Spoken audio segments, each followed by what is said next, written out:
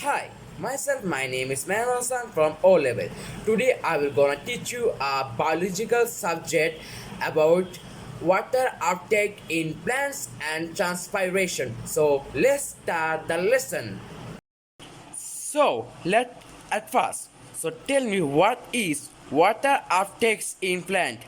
Water uptakes in plant. Plants absorbs water and minerals from the soil with the help of root hairs.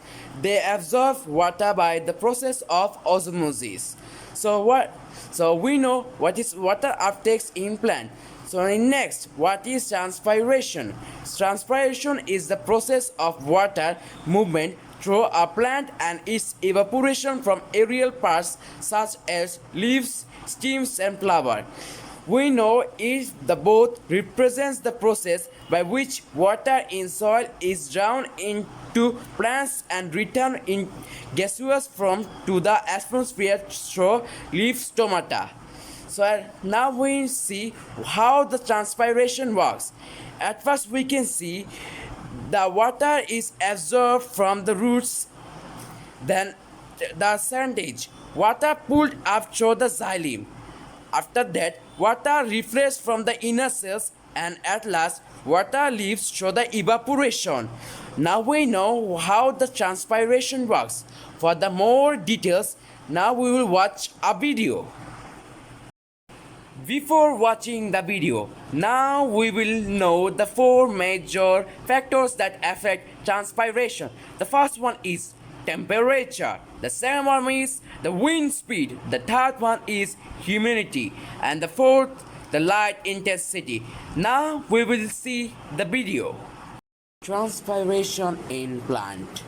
We know that roots absorb water and minerals from the soil, but most of the water absorbed is lost in the form of water vapor in the air. This process is called transpiration. How transpiration takes place in plants? In plant, the water required is absorbed by the roots from the soil with the help of the root hairs by a process called osmosis. The water is further transported upward through the stem as the leaves through xylem, which acts as a pipeline. Xylem cells have thick walls. Water then enters in mesophyll cells through stomata. Stomata are openings on the leaf surface through which transpiration takes place. The stomata are surrounded by guard cells which helps the stomata to open and close. Transpiration takes place during daytime when the stomata are open. Transpiration is also done through lenticles which are minute opening on the stem. Lenticles are less in number compared to stomata. Transpiration also takes place from the leaf surface. Leaves are covered by a waxy layer of cuticle which is called cuticle transpiration. The cuticle actually helps the leaf to reproduce the amount of transpiration taking place. Transpiration in plants take place by three ways: stomata, through lenticles, from the leaf surface. Transpiration is very important. The transpiration pools helps the water rising to leave against the force of gravity. Rate of transpiration equal rate of absorption.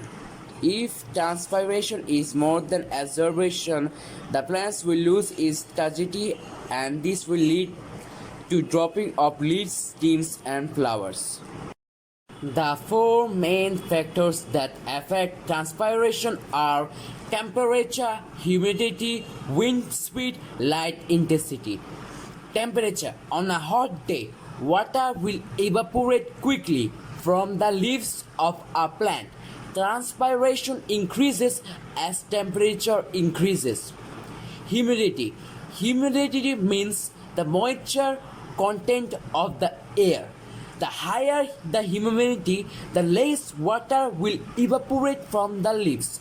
This is because there is not much of a diffusion gradient for the water between the air spaces inside the leaf and the wet air outside it. Transpiration decreases as humidity increases. Wind speed. On a windy day, water evaporates more quickly than on a still day. Transpiration increases as wind speed increases. Light intensity.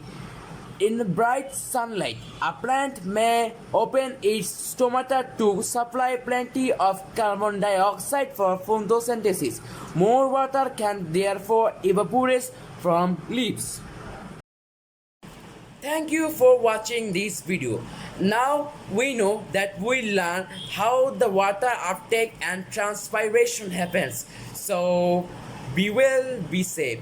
Thank you for watching. See you tomorrow with new video.